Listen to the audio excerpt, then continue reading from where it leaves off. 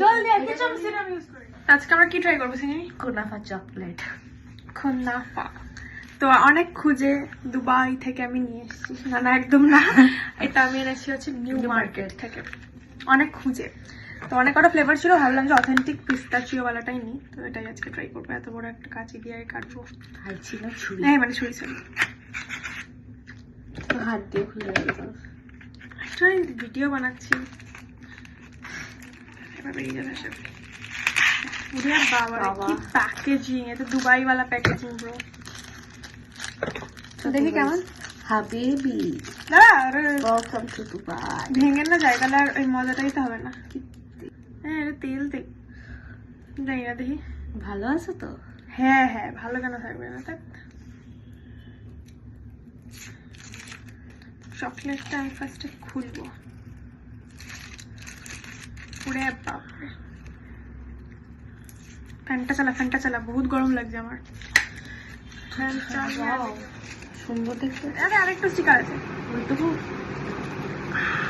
Look like this. ছি চুল লাগে যাবে। আরে ভাই এটার ভিতরে আছে পেস্তা, বাট খুব কম ফিলিং। দেখি একটু একদম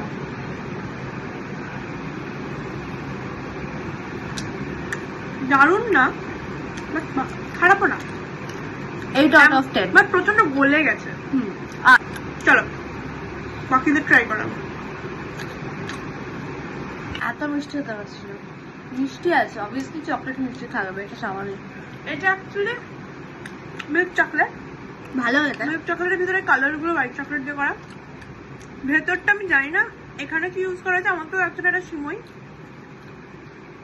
দুবাইয়ের জিনিস কলকাতায় পাওয়া যাচ্ছে, তো এর থেকে বেশি এক্সপেক্ট করাটা উচিত। আর মোস্ট ইম্পর্টেন্টলি এটার দাম 190 টাকা। সো এর থেকে বেশি এক্সপেক্ট করা যাচ্ছে না।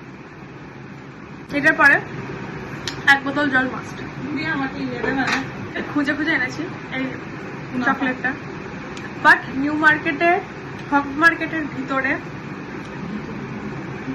কোনো একটা দোকান আছে, প্যাটিস কেকস এসব বিক্রি হয়।